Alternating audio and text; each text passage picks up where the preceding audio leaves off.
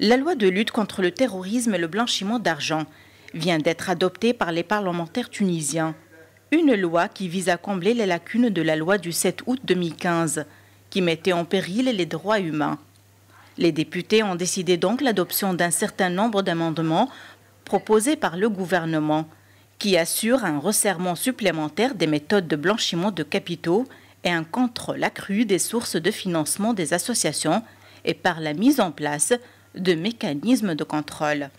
Aussi, la peine de mort a été approuvée pour le viol dans le contexte d'opérations terroristes.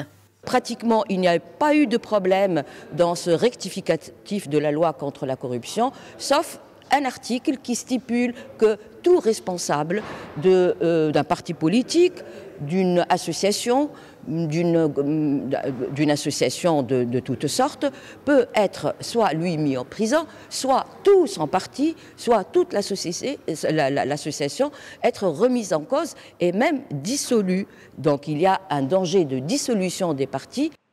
La Tunisie semble faire les efforts nécessaires après avoir été inscrite par le Parlement européen le 7 février 2018 sur la blacklist qui comprend des pays exposés au blanchiment d'argent et au financement du terrorisme.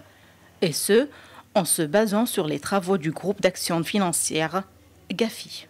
Vous savez comment on a été mis dans la liste noire, ensuite la liste grise par le GAFI. Il y avait des soupçons, il y avait pas des soupçons, mais il y a eu des doutes concernant l'Union européenne vis-à-vis de dispositifs législatifs tunisiens. Donc le gouvernement tunisien s'est engagé à harmoniser tous nos dispositifs législatifs avec le dispositif international. La décision du Parlement européen était un coup dur pour la Tunisie.